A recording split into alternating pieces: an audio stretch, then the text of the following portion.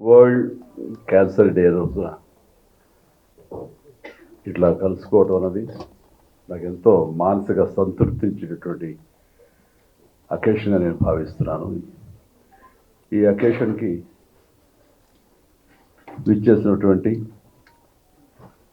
మా మిత్రులు, ఎప్పటి నుంచో నాకు బాగా పరిచయం ఉన్నటువంటి వ్యక్తి, ఈ సంస్థ కిమ్స్కి చైర్మన్ ఎండి అయిన డాక్టర్ భాస్కర్ రావు గారికి, అట్లాగే ఇంతమంది విజేతలు సర్వైవ సరంతనాన్ని అప్పుడు చాలా జాగ్రత్తగా మాట్లాడుతున్నాను. క్యాన్సర్ విజేతలు ఎవరైతే కాంకర్ చేశారో వారు అందరూ దేవుడుగా కొలుస్తూ ఆయన ఒక ప్రాణం పోసారు అని అంటున్నారంటే కనుక డాక్టర్ మధు గారి మీద నా అభిప్రాయం నాకు ఎన్నో ఇంత పెరిగింది. అలాంటి డాక్టర్ మధు గారికి, ఆయన అన్ని రకాలుగా ఉన్న మరొక డాక్టర్ నరేంద్ర కుమార్ గారు, ఆయన ప్రజెంట్ చేసినవి చూస్తుంటే కనుక చాలా అది ఎడ్యుటైన్మెంట్ అంటాను నేను, ఎంటర్టైన్మెంట్ అండ్ ఎడ్యుకేషన్ రెండు కలిపి చాలా చక్కగా ప్రజెంట్ చేశారు. దానికి ఎంత రీసెర్చ్ చేశారో, చిన్ననాటి నుంచి తనకున్న అభిమానాన్ని రంగరించి తన వైద్య రంగాల్లో దాన్ని కలిపి మిక్స్ చేసి చాలా చక్కగా చెప్పారు. అంటే ప్రతి వాళ్ళకి మాస్ లెవెల్లో హద్దుకునేలాగా ఉంది అది. నిజంగానే చాలా అది ఎంటర్టైన్మెంట్ లాగా అనిపిస్తుంది డాక్టర్. అండ్ నరేంద్ర కుమార్ గారికి, అలాగే డైరెక్టర్ సాహు గారికి, అలాగే ఇతర డాక్టర్స్కి అండ్ ఆహ్వానితులకు, ఎవరైతే ఉన్నారో హీరోస్ అండ్ కాంకరర్స్, హీరోయిన్స్, వారందరికి కూడాను, ప్రతి ఒక్కరికి, ప్రతి స్టాఫ్కి, మనిషికి వ్యక్తిగా నా హృదయపూర్వక నమస్కారాలు తెలియజేస్తున్నాను. ఇక్కడికి వచ్చే ముందు చాలా ఫార్మల్గా ఉంటుంది. ఇది నా ఏరియా కాదు, నేను ఏ డాక్టర్ చదవలేదు, శంకరాద్ ఎంబీబీఎస్ తప్ప అని అనుకున్నాను. ఒక్కొక్క వాళ్ళతో నేను టీచర్ ఇవ్వాలి కూడా తెలియదు నాకు. కానీ వచ్చిన తర్వాత నా కుటుంబ సభ్యులతోటి నేను ఉంటున్న భావన కలిగింది ఈ చక్కటి దినాన్న. అలాంటి అవకాశం, అలాంటి గుడ్ ఫీలింగ్ ఇచ్చినందుకు మరొక్కసారి నా హృదయపూర్వక ధన్యవాదాలు తెలియజేస్తున్నాను. నేను ఇక్కడ రావటం అనేది ఎలా జరిగింది ఏంటనేది చిన్న వివరణ మీకు ఇచ్చుకోవాలి. ఇక్కడ ఎవరు నాకు తెలియదు. సో ఒక భాస్కరరావు గారు, వారి సోదరులు కృష్ణారావు గారు నాకు ఎప్పటి నుంచో తెలిసినా సరే వారు ఇందులో డైరెక్ట్గా నన్ను ఇన్వైట్ చేయడం వాళ్ళు ఇన్వాల్వ్ కాలేదు. ఎందుకంటే నా ఇబ్బందులు నాకు ఉంటాయి, ఎందులో పిలిచారేది చాలా అకేషన్ నుంచి అనుకుని 2.5 decades బట్టి ఏదో రకం మిమ్మల్ని పిలవాలని అనుకుంటున్నాను, కానీ పిలిచి నేను ధైర్యం చేయలేదు. ఎందుకంటే డిస్టర్బెన్స్ అనే ఫీలింగ్ నాకు ఉంటుండేది అన్నారు ఆయన. బట్ ఎవరా ధైర్యం చేసింది అంటే మధు. ఆయనకి నాకున్న పరిచయం ఏంటంటే ఏమీ లేదు పరిచయం. జస్ట్ మా ఇద్దరు 4 days బ్యాకే 3 days బ్యాకో ఆయన మా ఇంటికి వచ్చారు. అది సార్ రమ్మన్నాను. ఎట్లా జరిగిందంటే ఇది ఒక 4-5 days బ్యాక్ ఈ క్యాన్సర్ సంబంధించినటువంటి వైద్య నిపుణులు న్యూయార్క్లో ఉండే నోరి దత్తాత్రేయ గారిని నేను ఇంటికి ఆహ్వానించడం జరిగింది. వారికి పద్మభూషణ్ అవార్డు భారతదేశం ఇచ్చినటువంటి సందర్భంలో వారిని గౌరవించుకోవాలి. ఆయన చేసినటువంటి కృషి ఈ క్యాన్సర్ సంబంధించి ఇది చాలా గణనీయం అని తెలిసిన తర్వాత వారిని ఇంటికి ఆహ్వానించి వారిని సన్మానించడం, వారిని అభినందించడం చేసిన తర్వాత ఆయనతో కూర్చున్నప్పుడు నాకు అనిపించింది, ఇదివరకు 1-2 సార్లు నేను ఇలాంటి క్యాన్సర్ సంబంధించినటువంటి అవగాహన సదస్సులకి వెళ్ళాను. కానీ ఆయన చెప్తున్నటువంటి ఇన్ఫర్మేషన్ అది తెలుసుకుంటే కనుక ఇది ఒక ఉద్యమంలాగా నేను మళ్ళీ దీని మీద నన్ను ఫోకస్ పెట్టగలిగితే చాలా బాగుంటుంది అని అనుకున్నాను. కానీ వితిన్ 4-5 daysలో క్యాన్సర్ డే వస్తుందని కానీ, కిమ్స్ నుంచి నాకు ఆహ్వానం వస్తుందని కానీ నేను ఊహించేది. వచ్చిన వెంటనే ఇది దైవికం, నేను అనుకున్నటువంటి ఇచ్చ ఏదైతే కనుక నా కోరిక ఉందో అది చాలా బలీయమైంది. కాబట్టి వెంటనే నేచర్ నాకు ఈ అవకాశం కల్పించిందని దాన్ని వెంటనే మీరమేషాలు లెక్క పెట్టకూడదు అన్న ఉద్దేశంతో ఖచ్చితంగా ఎస్ అని నేను చెప్పడం జరిగింది. అందుకని నాకు తెలిసినట్టు భాస్కరరావు గారు కూడా ఫోన్ చేసి ఇలా ఆహ్వానం వచ్చింది రమ్మంటారు, ఏం క్రాస్ చెక్ చేయాలి, పిలిచారు వెళ్ళటం అని చెప్పేసి 5 నిమిషాల్లోనే మా ఇంటికి వచ్చి ఒక మధు గారికి ఒక కాఫీ చేసి నేను వస్తున్నాను, మీరు బయలుదేరి వెళ్ళిపోయి అన్ని ఏర్పాట్లు చేసుకోవడం అనడం జరిగింది. ఇది ఒక బాధ్యతగా నేను ఫీల్ అవుతున్నాను. దీని మీద నాకు అవగాహన ఎంతో కొంత ఉన్నది. ఎందుకంటే నాకు మెడికల్గా నాకు ఎంతో మంది ఫ్రెండ్స్ ఉండబట్టి వాళ్ళ నుంచి తెలుసుకున్న విషయాలు ఇదో ఇప్పుడు కూడా ఈరోజు కూడా ఎన్నో విషయాలు నేర్చుకున్నాను, తెలుసుకున్నాను. అండ్ ఈ దిశగా నేను వెళ్తున్నప్పుడు నేను కూడా నాకు ఉన్నటువంటి లైఫ్ స్టైల్లో ఏమో అన్న దృష్టితో ఎప్పుడు కూడా ఉంటాను.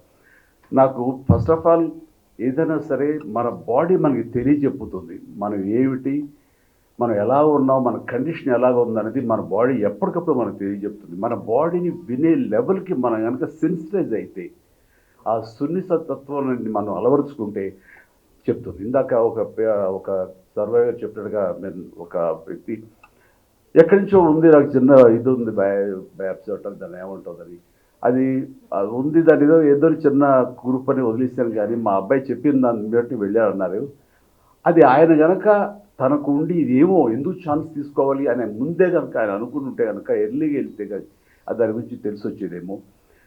అండ్ అలాగా ప్రతిదీ నాకు కూడా ఏంటంటే ఈ అవగాహనతో చాలామందికి కామన్గా వచ్చే వాటిల్లో ఓరల్ క్యాన్సర్స్ కానివ్వండి, లంగ్ క్యాన్సర్ కానివ్వండి, లేకపోతే మనకి మగవాళ్ళగా అయితే కనుక ప్రోస్టేట్ కానివ్వండి, లేడీస్ అయితే ఇది బ్రెస్ట్ క్యాన్సర్ కానివ్వండి, ఇలాగే సర్విక్స్ కానివ్వండి, ఇలాగే గర్భాశయం క్యాన్సర్ కానివ్వండి, ఇలాంటివి ఎన్నో ఉన్నాయి. ఇవన్నీ బేసిక్గా తెలుసుకోవటానికి, టెస్ట్ చేయించుకోవడానికి మన చుట్టూ ఎన్నో ఉన్నాయి. మనకి ఆ అవగాహన ఉండాలి, మనకు ఆ పుష్ ఉండాలి.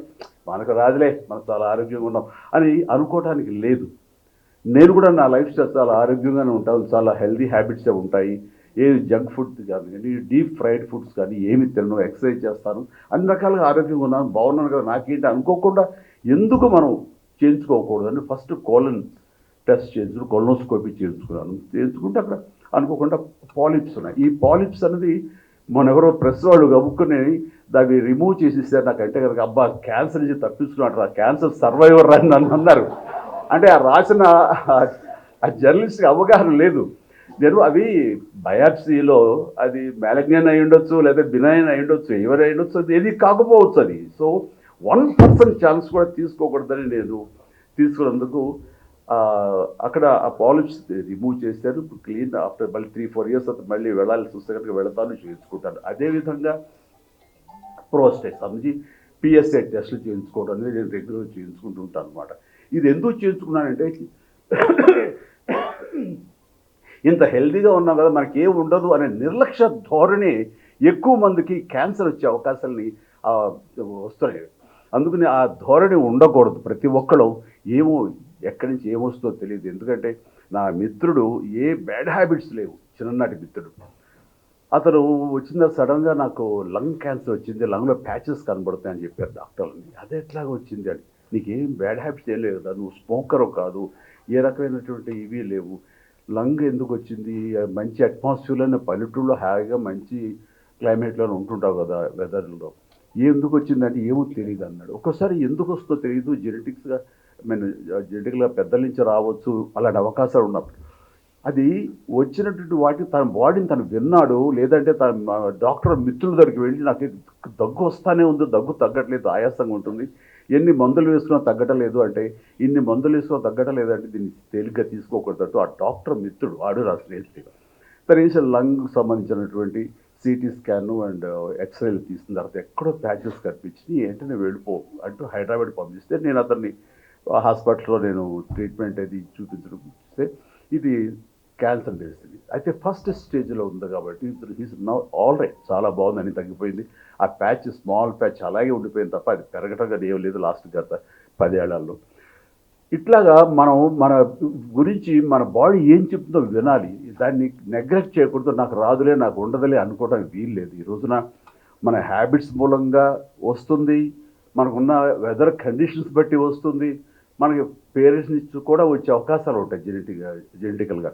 సో ఏవైనా సరే 90% మనం తప్పించుకోవడానికి అవకాశాలు ఉన్నాయి. గర్ల్స్కి ఈ సర్విక్స్ సంబంధించినటువంటి క్యాన్సర్ వస్తుంది మన ముఖద్వారానికి, గర్భాశయ ముఖద్వారానికి, అట్లాగే గర్భాశయానికి సంబంధించి కూడా వస్తుంది. సో 4-5 ఏళ్ల నుంచి 9-10 ఏళ్ళు, అయితే 14 ఏళ్ల లోపు, 9 నుంచి 14 ఏళ్ల లోపు గర్ల్స్కి ముఖ్యంగా అందరికీ ఈ వ్యాక్సినేషన్ కనుక మనం ఇవ్వగలిగితే, హెచ్పివి కదండి, హెచ్పివి వ్యాక్సినేషన్ ఇవ్వగలిగితే కనుక 100% వాళ్ళకి సర్వైకల్ క్యాన్సర్ వచ్చే అవకాశమే లేదంటారు.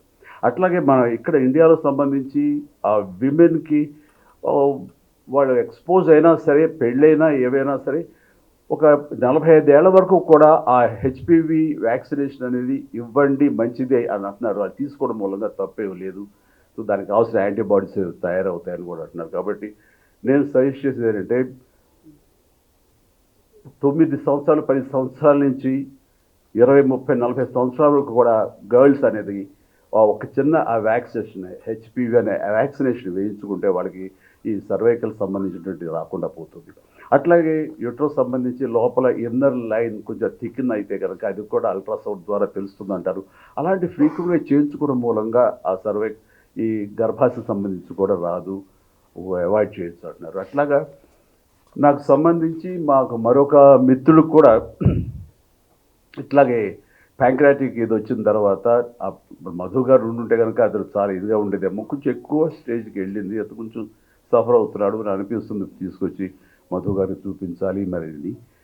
ఇట్లాగా ప్రతి దానికి కూడాను మనకి అవాయిడ్ చేసి దాన్ని తప్పించుకునే అవకాశాలు ఉంటాయి ఎర్లీ డిటెక్షన్ చేస్తుంటే కనుక. అండ్ ఈ రోజుల్లో ఎన్ని ట్రీట్మెంట్ సంబంధించి ఎన్నో వచ్చింది. ఇప్పుడు గామా గామా అది వచ్చింది కదండి, gamma knife, okay, gamma knife వచ్చింది. అలాగే ప్రోటాన్ కూడా వచ్చిందండి థెరపీ, చెన్నైలో ఉంది. నాకు తెలుసు నేను రాకేష్ గారు అని, ఆయన చీఫ్ డాక్టర్ అక్కడ. సో మన చుట్టూ ఎలాంటి స్టేజ్లో సరే తగ్గించడానికి అవకాశాలు ఉన్నాయి. బట్ ఆ ఛాన్స్ కూడా తీసుకోకుండా ప్రతి ఒక్కళ్ళు వాళ్ళ లైఫ్ స్టైల్లో వాళ్ళు ఎలాంటివి అయితే మనకి ఓరల్ క్యాన్సర్కి కారణమైనటువంటి ధూమపానం కానివ్వండి, లేకపోతే ఈ తంబాకు ఇలాంటి చేయడం, ఇవన్నీ కూడా చేతిలో మనం తెచ్చుకుంటూ అవుతుంది. సో దీన్ని దూరంగా చేసుకోవడం మూలంగా ఇంతవరకు అలవాటు ఉన్న వాళ్ళు ఇక మీద తెచ్చుకోకుండా మానేయగలిగితే అంత మించినటువంటి ఏం లేదు. ఎందుకంటే ఒక వ్యక్తి ఒక ఫ్యామిలీలో ఇలాంటి బారిన పడితే అతను వాళ్ళ ఫ్యామిలీకి దూరం అయితే ఆ ఫ్యామిలీ నష్టపోతుంది. అది నీ ఒక్కరితోనే పోదు, నీ ఫ్యామిలీలో ఎంతమంది ఉంటారో అంతమంది కూడాను ఆ బాధకు గురి అవుతారు. అలాంటి అవకాశాలు రాకూడదు. ఇది నీకు ఒక్కరితో గురించే కాదు. సో నీకు అది సుఖాన్ని ఇచ్చిందని నువ్వు అనుకుంటావు, కానీ అది తెలియకుండా నేను నరక కూపంలోకి నెట్టుతుంది, నీ కుటుంబాన్ని మొత్తాన్ని కూడా నాశనం చేసే అవకాశం ఉంటుంది. కాబట్టి ప్రతి ఒక్కరు జాగ్రత్తతోటి ఆ గుర్తెరిగి అలాంటి బ్యాడ్ హ్యాబిట్స్కి వాళ్ళు లోను కాకుండా ఉండగలిగితే అది నిజంగా కుటుంబాన్ని మీరు బాగు చేసిన వాళ్ళు అవుతారు. ఇప్పుడు సెన్సస్ ప్రకారం ఇండియాలో దాదాపుగా ప్రతి సంవత్సరం కొత్త కేసులు 14 లక్షల మంది ఈ బారిన పడుతున్నారన్నది తెలిస్తే నాకు చాలా షాకింగ్ అనిపించింది. అంటే ఆ లెక్కను చూసుకుంటే ప్రతి రోజు 4,000 మంది, ప్రతి గంట 170 మంది, అలాగే ప్రతి నిమిషం ముగ్గురికి ఈ క్యాన్సర్ బారిన పడుతున్నారంటే కనుక ఎంత ప్రమాదకరంగా ఉందంటే 2040 వచ్చేసరికి దాదాపు 20 లక్షల మంది క్యాన్సర్ బారిన పడతారు. ఇవన్నీ అవాయిడ్ చేయాలంటే అది ఎక్కడో లేదు. ఎలాగైతే మనం పోలియో అనేది ఎలాగా ఒక దీక్షలాగా, ఒక కంకణలాగా మనం దాన్ని అవాయిడ్ చేయగలిగామో, పూర్వకాలం అయితే కనుక మసూచి అనేది ఎలాగ అవాయిడ్ చేయగలిగామో, ఈ క్యాన్సర్ని కూడా దాదాపుగా మనం దూరం చేసుకునే అవకాశాలు మనకు ఉన్నాయి. దానికోసం ప్రతి ఒక్కళ్ళు కంకణబద్ధులై ఇది రాకుండా చేసుకోవడానికి మీ చేతుల్లో ఉంది. మీ బాడీని మీరు వినండి. కాబట్టి మా బాడీ చెప్పిన దాని ప్రకారం వెళ్ళండి. అవకాశం ఉన్నవాళ్ళు ఎర్లీగా దీనికి కావాల్సిన టెస్టులు చేయించుకోండి. అది పిఎస్ఏ కానివ్వండి, అల్ట్రాసౌండ్ ద్వారా కానివ్వండి, లంగ్స్ సంబంధించి కానివ్వండి, ఇట్లా ఎన్నో ఉన్నాయి అవకాశాలు. అవన్నీ మీరు తెలియగలిగే అబండెంట్గా అన్ని చోట ఇన్ఫర్మేషన్ ఉంది. ఆ రకంగా మీరు తెలుసుకుని దాన్ని ఆచరించి దీన్ని అవాయిడ్ చేయగలిగితే అది మీరే కాదు మీ కుటుంబం అందరినీ కూడా హ్యాపీగా ఉంచిన వాళ్ళు అవుతారు. సో నాకున్న ఈ కొద్ది అవగాహనతో మీతో మాట్లాడగలిగాను.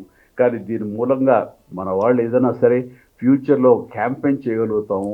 మీరు మాకు దోహదపడండి. ఇది ఎక్కువ మంది రీచ్ అవ్వడం కోసం అవకాశం ఉంటే కనుక మోర్ సైంటిఫిక్గా, మోర్ ప్రిసైజ్డ్గా, కన్స్ట్రక్టివ్గా నా నుంచి కొన్ని షార్ట్ ఫిల్మ్స్ వెళ్తే కనుక ఎంతో కొంత ఉపయోగపడుతుంది. దాని ద్వారా నేను కూడా ఈ సొసైటీకి ఎంతో కొంత హెల్ప్ చేస్తాను అవుతాను అని ఈ సందర్భంగా నాకు ఇచ్చిన అవకాశానికి నేను ధన్యవాదాలు తెలియజేస్తూ కిమ్స్ హాస్పిటల్, కిమ్స్ సిబ్బందికి, మా మిత్రుడు భాస్కర్రావు గారికి, అట్లాగే మరొక సోదర తమ్ముడు సమానుడు మధు గారికి, అలాగే డాక్టర్ నరేంద్ర కుమార్ గారికి, వీళ్ళందరూ కూడా నేను ధన్యవాదాలు తెలియజేస్తూ నాకు ఈ అవకాశం ఇచ్చినందుకు. నేను అట్లాగే భవిష్యత్తులో మీరు ఏదైనా చేయగలిగితే కనుక దీనికి సంబంధించి అవగాహన సదస్సులో నేను ఫోర్ ఫ్రంట్లో ఉండి ఖచ్చితంగా ఈ అవగాహనకి సంబంధించిన వీడియోస్ కానివ్వండి, ఎనీథింగ్ నేను చేస్తానని మీ కొందరు మాదిస్తూ నన్ను ఆహ్వానించడం మరొకసారి ప్రతి ఒక్కరి పేరు పేరు నా హృదయపూర్వక ధన్యవాదాలు తెలియజేస్తాను. నమస్తే.